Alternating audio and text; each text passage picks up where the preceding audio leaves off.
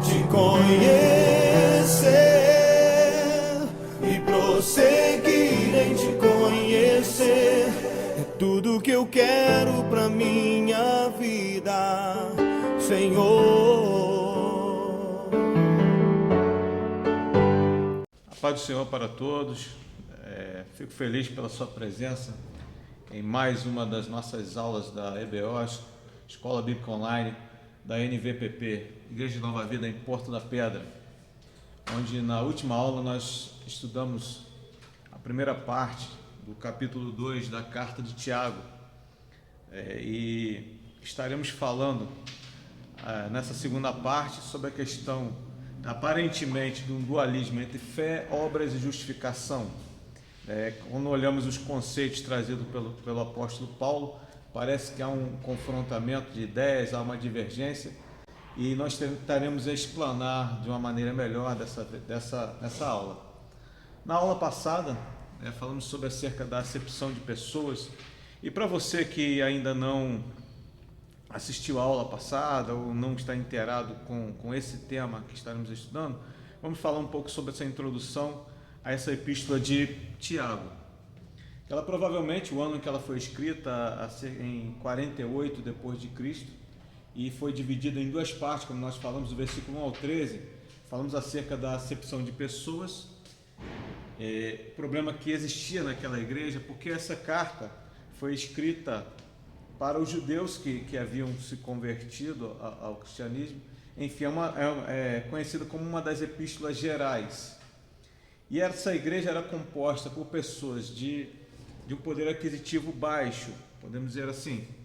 Alguns eram soldados, outros pessoas que trabalhavam no campo, diaristas, e existia essa divisão, esse preconceito em relação a algumas pessoas em relação ao seu poder aquisitivo. E Tiago ele vem batendo forte nisso para que isso não acontecesse naquela época, e como eu falei na aula passada, é uma carta que nunca envelhecerá, porque se tratando de pessoas, se tratando do ser humano, são coisas suscetíveis a serem reincidentes até mesmo nas igrejas. Então essa questão da acepção de pessoas, de todos devem ser tratados de igual modo. E onde estaremos falando sobre o capítulo 2, versículo 14 em diante, a questão da fé, a questão das obras e a questão da justificação. Essa carta, como nós falamos, ela é conhecida como Provérbios dos cristãos, muito semelhante a questões morais, questões éticas, com o livro de Provérbios. O autor da carta, Tiago, irmão do Senhor Jesus, muitos eruditos chegaram a essa conclusão que quem escreveu essa carta foi Tiago, irmão do nosso Senhor Jesus Cristo, ou seja, meio-irmão, que era filho de José e Maria. E para entendermos um pouco do contexto de quem era Tiago, ele esteve no dia de Pentecostes, no cenáculo, em Atos 1, versículo 13. Eu creio que você está com a sua Bíblia em mãos, ou se não é possível, mas que depois você pesquise, para nós entendermos como que a Bíblia ela é perfeita. Ela se conecta de forma tremenda e mostra como a diferença de uma pessoa cheia do Espírito Santo e uma pessoa que não tem o Espírito Santo de Deus em sua vida. E Tiago ele passou por essa experiência de receber o Espírito Santo de Deus. Em Atos 1,13 diz: e entrando subiram ao cenáculo, onde habitavam Pedro e Tiago, João e André, Filipe e Tomé, Bartolomeu e Mateus, Tiago filho de Alfeu, Simão o Zelote e Judas, irmão de Tiago. Então, no dia que aqueles homens estavam reunidos no cenáculo, que receberam o Espírito Santo, Tiago também recebeu o Espírito Santo sobre a sua vida. E por sua piedade, pelo seu comportamento piedoso, ele veio a ser chamado de Tiago o Justo. E como falamos também na aula passada, segundo Flávio Joséfo, um historiador judeu, ele menciona que Tiago ele foi martirizado, ele sofreu um apedrejamento por ordem do sumo sacerdote Ananias. Foi escrita aos judeus cristãos da dispersão. Um dos temas que a epístola trata é as obras Guardem bem essa palavra. As obras como evidência de uma fé verdadeira. A fé, ou seja, as obras como evidência, a palavra evidência de uma fé verdadeira. E existem outras epístolas chamadas epístolas gerais, que é Tiago, é o que nós estamos estudando, 1ª e 2ª Pedro, 1ª, 2ª e 3ª João, Hebreus e Judas. Epístolas essas que foram escritas durante uma grande perseguição, grande apostasia, um período muito difícil em que elas foram escritas, e até hoje servem como colunas, como alicerces para que a igreja vá caminhando embasada na palavra de Deus, nos conceitos que a Bíblia traz para nós. Então, para nós entendermos em que cenário foi escrita essa carta, em que cenário foi escrito isso, Tiago estava passando por um momento em que existia essa dispersão, existia uma perseguição até a 6ª década. Existia uma certa liberdade para que fosse pregado o Evangelho, mas posteriormente veio uma perseguição e os judeus cristãos, eles foram dispersos por toda a parte do mundo de então, e nós vemos que de certa forma até beneficiou para que o Evangelho fosse dissipado, fosse espalhado sobre toda a terra, sobre aquele mundo de então. Então Tiago ele escreveu essa carta sobre esses problemas que estavam sobre ele, sobre esse problema que vinham sobre a igreja, ou seja, perseguição, apostasia, discriminação, e ele escreve essa carta. E Tiago ele tem como ensino central da sua epístola a religião pura e sem mácula, como eu falei, evidenciada por uma vida conforme o modelo da palavra de Deus. E era a igreja composta, bem diferente de muitos templos que vemos hoje em dia, composta por homens simples, pessoas simples, judeus, camponeses, soldados, diaristas, homens do campo. Essa era a composição daquela igreja. E muitos patrões, muitos senhores começaram também a fazer parte dessa igreja, para que se entenda o contexto. Por que Tiago escreveu essa carta? Homens de alta sociedade, homens que tinham alto poder aquisitivo, homens que eram senhores de alguns daqueles que eram membros dessa igreja, estavam participando desse mesmo contexto. E por que ela foi escrita? Por que Tiago escreveu essa carta? Foi para consolar os judeus cristãos, porque estavam sofrendo toda essa pressão de então, todo esse contexto social que estava vivendo, e para que ele consolasse esses cristãos que estavam passando por provas severas. Não era fácil você fazer parte de um domínio romano, altos impostos, enfim, opressão não só dos governos, de você ser parte do domínio, fazer parte do domínio romano, mas também por problemas religiosos. E para corrigir desordens que aconteciam nas suas assembleias. Esse também foi um dos pontos que Tiago escreveu essa carta. Para combater também, é o que estaremos falando, a tendência de separar a fé das obras. E porque para Tiago, a religião ela deve ser pura, imaculada, e não uma teoria para impressionar. Até os nossos dias também. Cabe para que nós olhemos e coloquemos como um espelho como é a religião que nós vivemos, como é que é a religião que se apresenta nesse século XXI, se é semelhante a essa que pressionava, que perturbava a igreja daquela época, ou se é uma religião pura, imaculada, e não simplesmente uma teoria. E Tiago ele fala: meus irmãos, qual o proveito se alguém disser que tem fé, mas não tiver obras? Por acaso semelhante fé pode salvá-lo? É uma pergunta que fazemos. Mas você pode dizer: Gilberto, mas nós somos salvos simplesmente pela fé, como está escrito em Romanos, ou pelas obras? Então eu tenho que fazer muitas obras para conseguir a salvação? E Tiago ele vem tentando solucionar esse problema, tentando trazer à luz da Bíblia, à luz dos ensinamentos, que a fé genuína, ela produz obras. Não somos salvos pelas obras, mas que aqueles que são salvos produzem obras que geram, ou seja, que mostram que essa pessoa tem a salvação na sua vida. Então vamos ao texto. Peço que você, se possível for, você pegar a sua Bíblia, abrir a sua Bíblia, e vamos ler o texto do versículo 14 até o versículo 26. Diz assim: meus irmãos, que aproveita se alguém disser que tem fé e não tiver as obras? Porventura a fé pode salvá-lo? E se o irmão ou a irmã estiverem nus e tiverem falta de mantimento cotidiano, e algum de vós lhe disser: ide em paz, aquentai-vos e fartai-vos, e não lhes derdes as coisas necessárias para o corpo, que proveito virá daí? Assim também a fé, se não tiver as obras, é morta em si mesmo. Mas dirá alguém: tu tens a fé e eu tenho as obras. Mostra-me a tua fé sem as tuas obras, e eu te mostrarei a minha fé pelas minhas obras. Tu crês que há um só Deus, fazes bem. Também os demônios o creem e estremecem.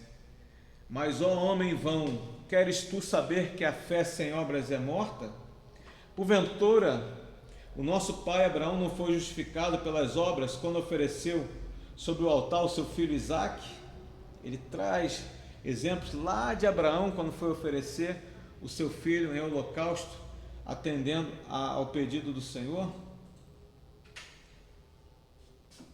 Bem vês que a fé cooperou com as suas obras, e que pelas obras a fé foi aperfeiçoada. E cumpriu-se a Escritura, que diz: e creu Abraão em Deus, e foi-lhe isso imputado como justiça, e foi chamado amigo de Deus. Vedes então que o homem é justificado pelas obras, e não somente pela fé. E de igual modo, Raabe, a meretriz, não foi também justificada pelas obras quando recolheu os emissários e os despediu por outro caminho? Porque assim como o corpo sem o espírito está morto, assim também a fé sem obras é morta. Vou ler novamente o último versículo. Porque assim como o corpo sem o espírito está morto, assim também a fé sem obras é morta. Aí nós pensamos, eu aceitei Jesus num dia que alguém falou para mim que era só crer, somente crer, que eu seria salvo. Agora vem Tiago dizendo que tem que ter obra para ser salvo. Agora me confundiu a mente. Mas, irmãos, com certeza o Espírito Santo nos esclarecerá nessa aula. Porque Tiago, ele, no versículo 17, capítulo 2, versículo 17, diz: assim também a fé, se não tiver as obras, por si só está morta. Que fé é essa? Que obras são essas? Que justificação é essa? Tiago, ele explica que uma fé que não produz santidade é morta. Talvez você conheça alguém, como eu conheço, tantas pessoas que dizem: não, eu creio em Deus, eu creio no Senhor Jesus, eu creio que Ele um dia voltará, mas não produz santidade, não busca uma vida de santidade, não busca mudança de comportamento, não gera nela mudanças que evidenciem. Lembram que eu falei da palavra-chave, evidenciar? Palavras que evidenciam a sua salvação. Essa fé tem que trazer frutos que evidenciem isso na sua vida. Então, essa fé que Tiago fala aqui, que é uma fé morta, é uma fé que não produz santidade, é uma fé que é morta. É um mero consentimento a uma doutrina que não vai além do intelecto. É uma fé que atua aqui, mas não atua no coração. É uma fé de conhecimento, é uma fé de você ter conhecimento na sua mente, intelecto, porém não gera mudança, não gera mudança de comportamento, não faz as suas mãos se moverem em direção a Deus, aquilo que Deus quer para a sua vida. Ele salienta a necessidade de uma fé eficaz para obtermos a perfeição cristã, ou seja, é no processo, é no caminhar que essa fé vai nos levar a um aperfeiçoamento. E é o que o Tiago estava falando aqui. Começou a ele bater muito forte lá na questão da acepção de pessoas. Como que pessoas diziam que tinham fé, que criam em Deus, que criam na palavra, que criam no Senhor, mas discriminavam o seu próprio irmão. E aqui também ele falou que se chegar uma pessoa necessitada e simplesmente você disser para essa pessoa: aquietai-vos, vai lá, aquietai-vos, abastai-vos, e você não fizer nada para aquela pessoa, de nada vale a sua fé. E ele diz aqui, ou seja, os que ostentam muita fraseologia religiosa, mas fracassam na filantropia prática. É muita fé da boca para fora, mas as atitudes são diferentes daquilo que a palavra de Deus nos direciona para que venhamos a ser. Isso surgiu um movimento chamado antinomianismo. Até falei isso na aula passada, que Martinho Lutero, vamos falar de Martinho Lutero, pai da Reforma, ele buscou incessantemente essa questão de ser justificado, e ele ficava: meu Deus, eu não consigo ser justificado, não consigo alcançar a justificação. E ele leu em Romanos, que a justificação é somente pela fé, basta aquele que crê, você é justificado. Mas depois ele foi ler Tiago, ele falou: meu Deus, não concordo com isso. Tá, como é que Paulo fala que nós simplesmente pela fé nós somos justificados? É somente crer. E quando ele foi traduzir até a Bíblia do latim para o alemão, dizem que ele modificou, até ele colocou um texto: a justificação é somente, ele acrescentou, somente pela fé. De tão convicto que ele estava, porque ele não entendeu essa questão da fé no ponto de vista que Tiago estava falando, ou seja, a terminologia em que Tiago estava postando para esse conceito de fé.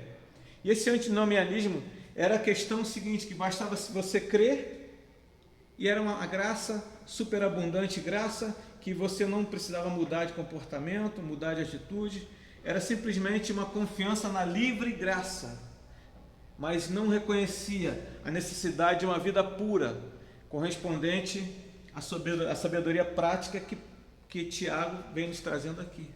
Uma fé simplesmente por crer, que não gera mudança, que não gera transformação.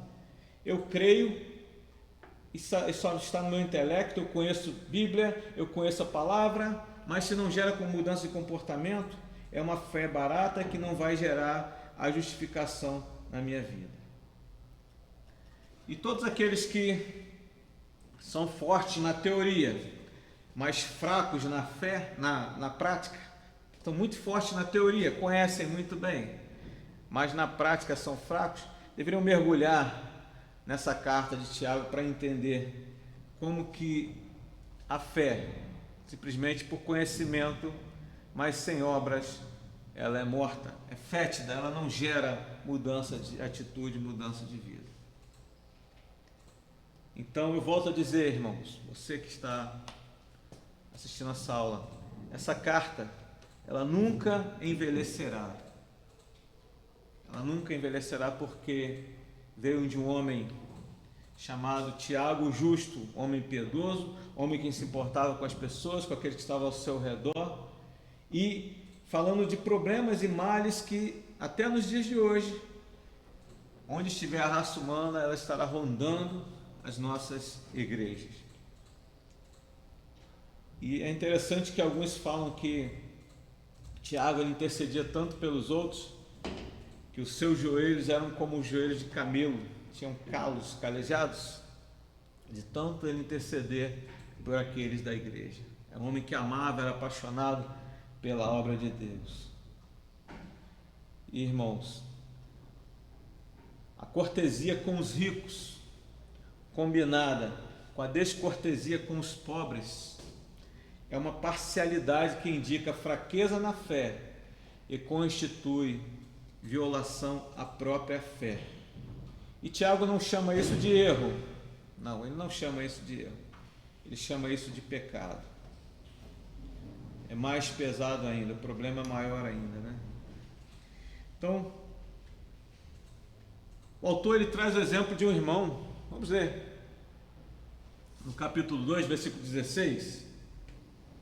Ele diz assim: E algum de vós lhe disser: Ide em paz, aquentai-vos e fartai-vos, e não lhe derdes as coisas necessárias para o corpo, que proveito virá daí? Ide em paz, aquentai-vos e fartai-vos. Ou seja, é como se nos dias de hoje chegasse alguém para nós e dissesse: Meu irmão, eu estou precisando comprar um remédio para meu filho que está doente, eu estou precisando comprar um botijão de gás, enfim, estou precisando de uma ajuda. E nós falamos: irmão, se ajoelha aqui que eu vou orar por você, que Deus te abençoe, que a misericórdia de Deus seja sobre você, e eu podendo ajudar esse irmão, tendo condição de ajudá-lo, ou ele faminto, ou necessitado de alguma forma, e não fizer nada por ele. É uma fé que não vale de nada. A pessoa pode estar até bem intencionado, mas contudo ele nada fez para ajudar o seu irmão. Era uma prática recorrente na igreja naquela época. Muitos estavam passando dificuldades tremendas, não tinham o que comer, não tinham o que vestir.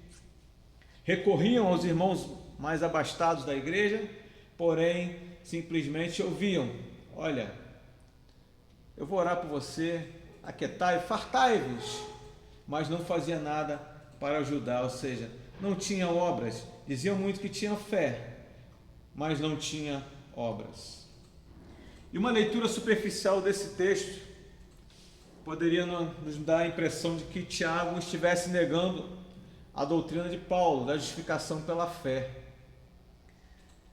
Como nós temos aprendemos desde do princípio que aceitamos ao Senhor Jesus, como vemos em algumas religiões, outras religiões, como o catolicismo ou o espiritismo, que eles enfatizam muito a questão das obras de caridade, enfim. Aprendemos e estamos conscientes disso, que não é desse tipo de obras que gera a salvação, ou seja, nós fazemos não para ser salvos, porque poderíamos muito bem pegarmos algumas pessoas, como existem pessoas ateus que fazem caridade, não creem, não têm fé e faz, mas quando temos fé e essa fé nos leva a fazer boas obras, essas são fé que evidenciam a nossa salvação. E como nós já falamos aqui, que Martinho Lutero, nos seus primeiros dias, ele se opôs a essa epístola, acreditando que contradizia as doutrinas de Paulo, mas mais tarde, no entanto, ele reconheceu o seu engano. O estudo mais detalhado de seus escritos nos convence que Tiago e Paulo estão perfeitamente de acordo. Então vamos navegar um pouco agora pela Bíblia e ver como que Paulo, o apóstolo Paulo, também acreditava nas obras de piedade, quanto Tiago também acreditava nas obras de piedade. Vamos ler 2 Coríntios, segunda carta de Paulo aos Coríntios, capítulo 9, versículo 8, que diz assim: palavras de Paulo: E Deus é poderoso para fazer abundar em vós toda graça, a fim de que, tendo sempre em tudo toda a suficiência, abundeis em toda a obra, toda boa obra. Ou seja, Paulo falando aqui, para que abundeis em toda boa obra. Efésios, carta de Paulo aos Efésios, capítulo 2, versículo 19: Porque somos feitura sua, criados em Cristo Jesus para as boas obras. Olha que interessante. Porque somos feitura sua, criados em Cristo Jesus para as boas obras, as quais Deus preparou para que andássemos nela. Olha também Paulo evidenciando obras na vida daquele que segue ao Senhor Jesus, para que nós sejamos feitura sua, sejamos semelhantes a Cristo através das boas obras. Isso evidenciam as boas obras na nossa vida.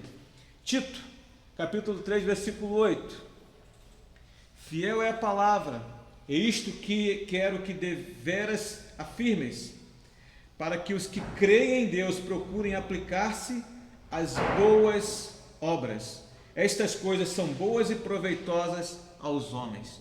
Então nós vemos aqui três textos bíblicos aos quais Paulo, o apóstolo, também evidencia a questão das obras. Não era uma prática, ou seja, a visão somente de Tiago, mas Paulo também tinha essa visão.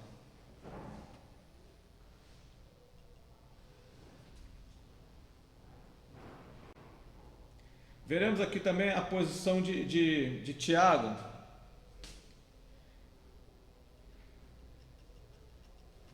Então, Paulo falando sobre a questão das obras.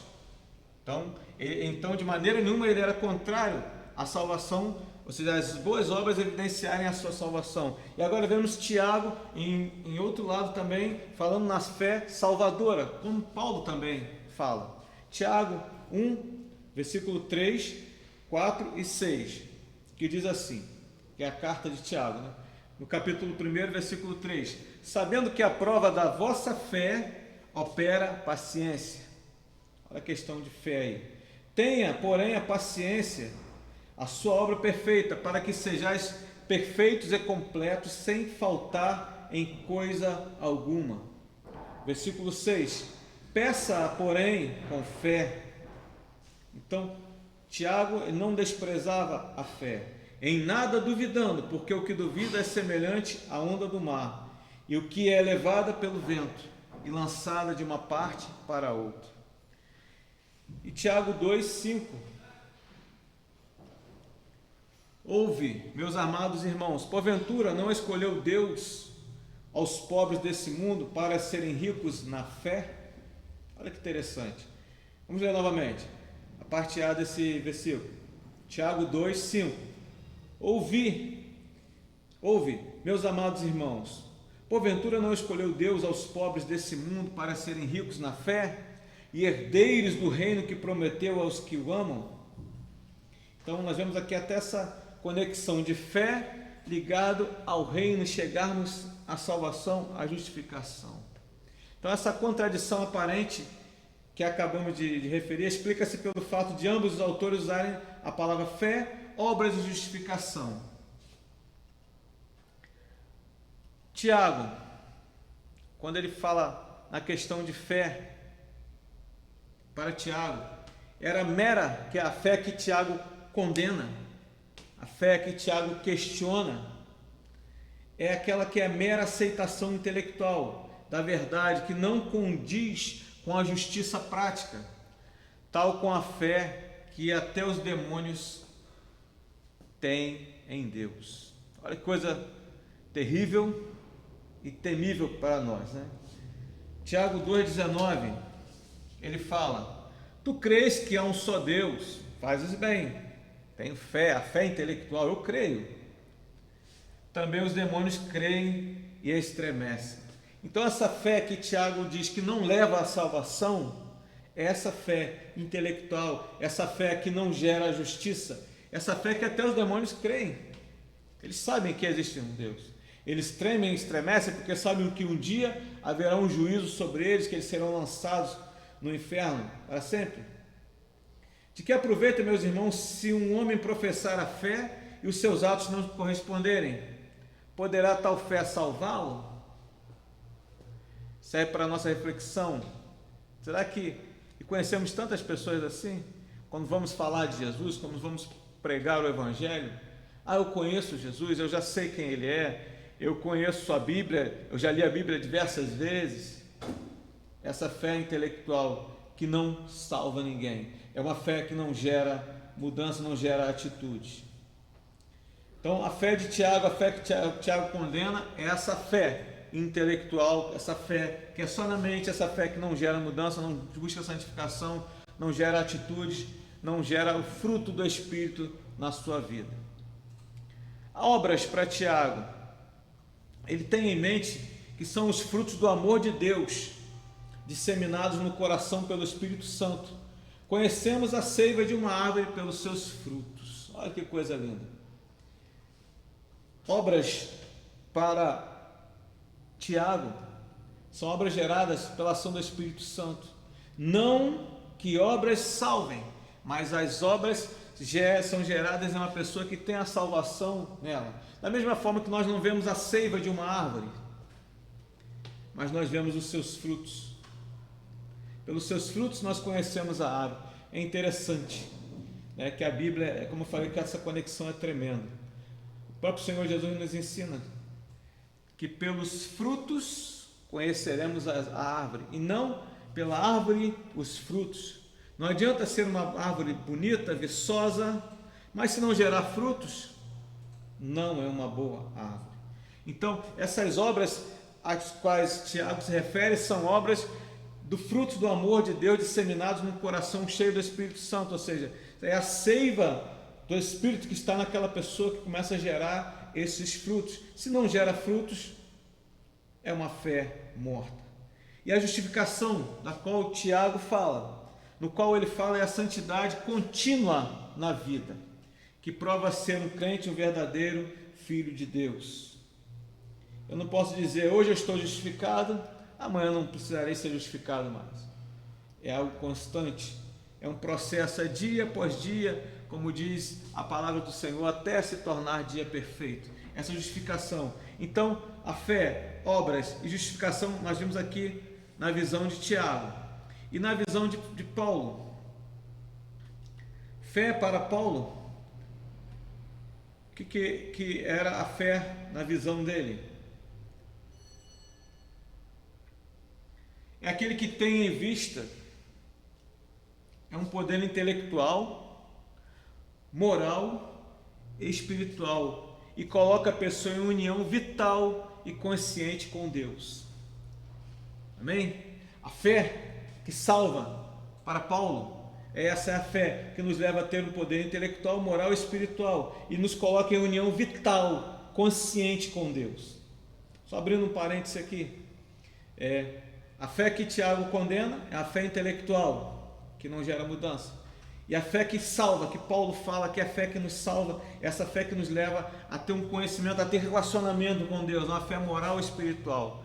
E como eu falei, abrindo um parêntese aqui, tinha até um folheto de evangelismo, que o título era O Homem que Perdeu a Salvação por 20 centímetros. Ou seja, dizem, eu não sei se talvez seja mais ou menos, mas a distância entre o cérebro e o coração.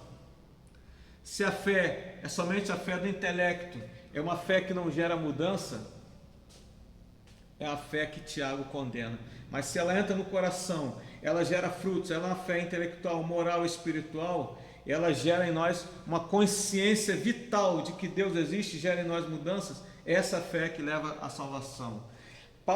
Tiago fala que as obras evidenciam a salvação, obras geradas por Deus, pela fé.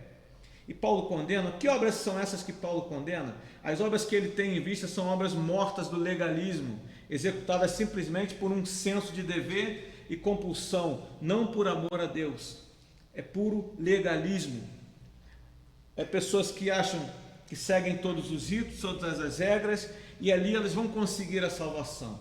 É como quem tem um procedimento padrão e vou seguir aquele procedimento para chegar ao céu. Essas obras são obras mecânicas, obras que não são impulsionadas por um amor, por um verdadeiro renascimento, ou seja, pela justificação, pelo novo nascimento em Cristo Jesus. Essas obras Paulo condena, que eram como os fariseus, que eram muito rigorosos na lei, mas não conseguiam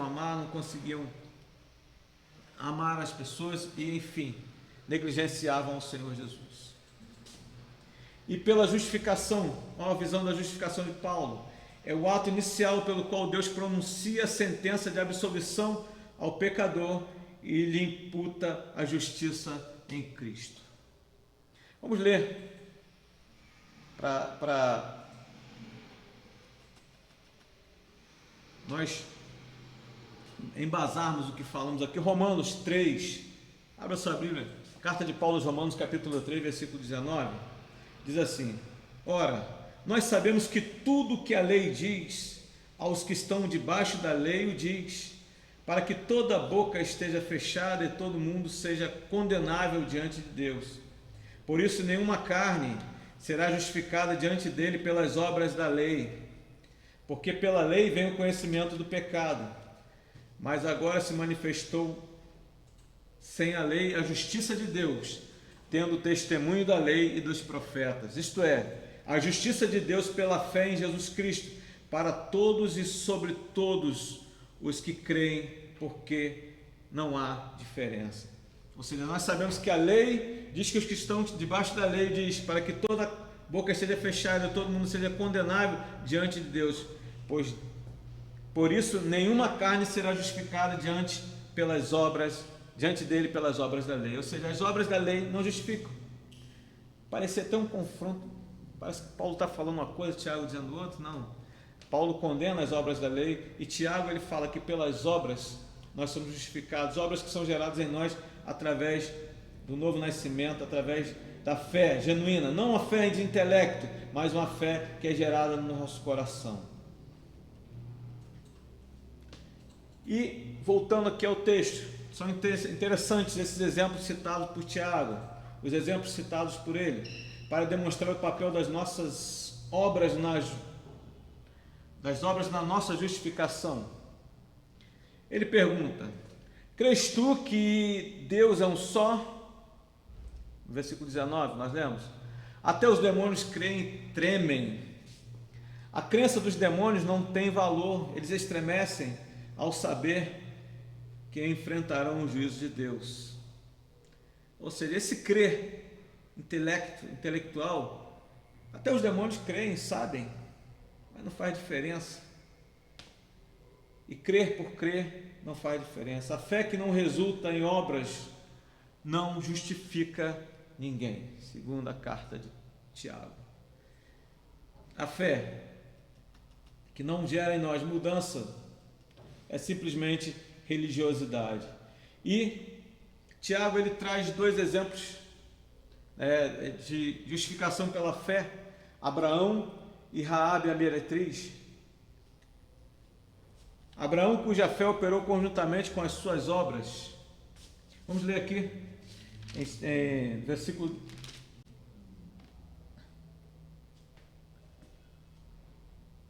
23. Versículo 23 diz assim: e cumpriu-se a escritura que diz: e creu Abraão em Deus, e foi-lhe isso imputado como justiça, e foi chamado amigo de Deus. Vedes então que o homem é justificado pelas obras e não somente pela fé. De igual modo, Raabe a meretriz não foi também justificada pelas obras quando recolheu os emissários e os despediu por outro caminho? Porque assim como o corpo sem o espírito está morto, assim também a fé sem obras é morta. Ele traz esses dois exemplos lá do Antigo Testamento. Abraão, nós sabemos que Abraão, Deus provou a fé de Abraão e pediu que ele oferecesse o seu filho em holocausto, em sacrifício.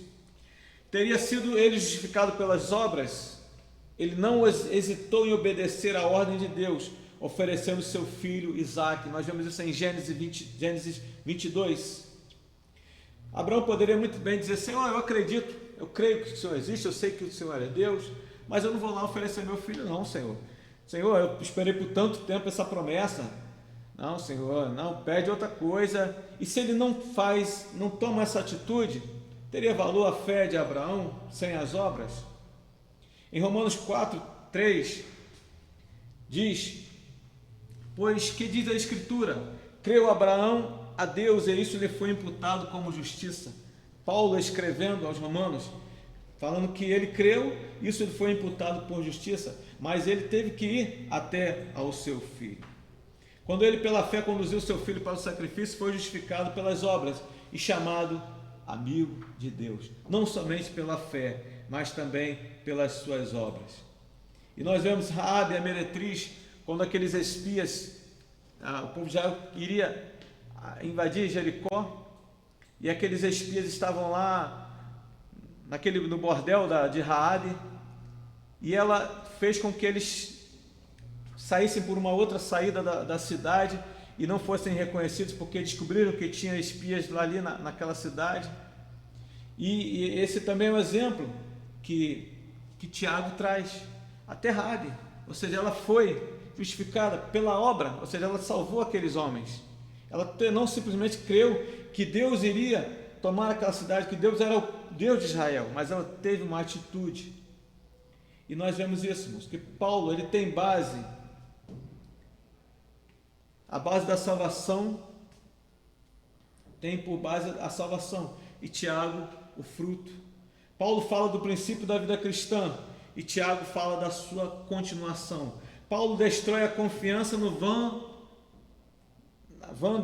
vandelismo, e Tiago a confia a quem meramente professa a Cristo. Então vemos que se elas simplesmente crescem, mas não tivessem tomado atitude, feito algo diferente, não seriam justificados. E chegamos à conclusão que a fé sem obras ela é morta. Tiago 2,19: até os demônios creem. Essa fé que não gera frutos, esse tipo de fé que não salva ninguém, até os demônios têm esse tipo de fé.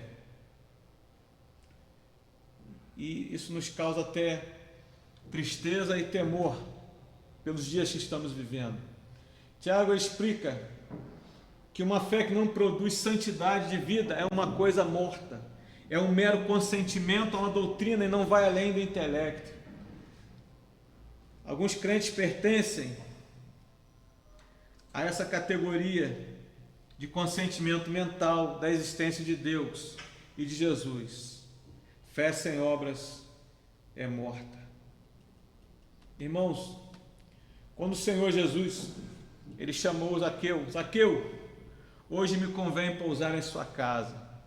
Zaqueu desceu e ele falou: se eu tenho defraudado alguém, eu vou restituir 4 vezes mais. Olha só, obras. Quando o Senhor falou para aquela mulher samaritana: vá e não peques mais. Mudança de comportamento. Quando Pedro, o Senhor Jesus estava andando sobre as águas, e Pedro viu que era o Senhor Jesus e falou: Senhor, eu quero, se é tu mesmo, manda eu ir contigo. E Pedro, ele saiu do barco, ele creu que era o Senhor Jesus que estava ali. Olha, fé e obras. Ele poderia muito bem dizer: não, Senhor, eu sei que tu és o Cristo, mas deixa eu ficar aqui no meu conforto do barco. Mas ele saiu do barco.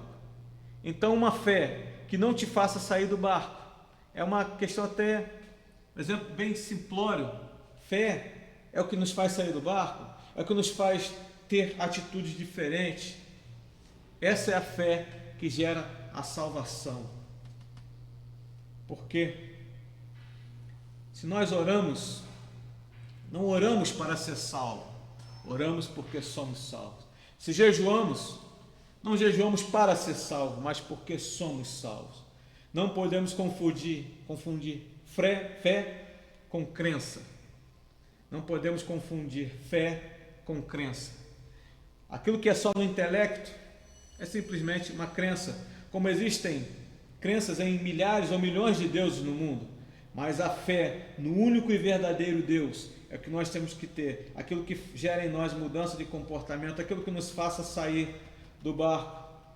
E para encerrar, irmãos, me fez lembrar de um pastor, que ele contando que ele foi fazer uma cerimônia fúnebre de uma pessoa que era membro da sua igreja, uma jovem senhora que faleceu, e ele falou que viu aquele corpo naquele caixão, e bem maquiada, tinha até joias, e o seu marido dizendo para ela: olha, eu vou sentir muito a sua falta, e caiu uma lágrima no rosto daquela mulher, que estava aquele defunto, e ele diz o seguinte: por fora estava muito ornamentada, muito bonita, talvez estava com a sua melhor roupa, mas estava morta.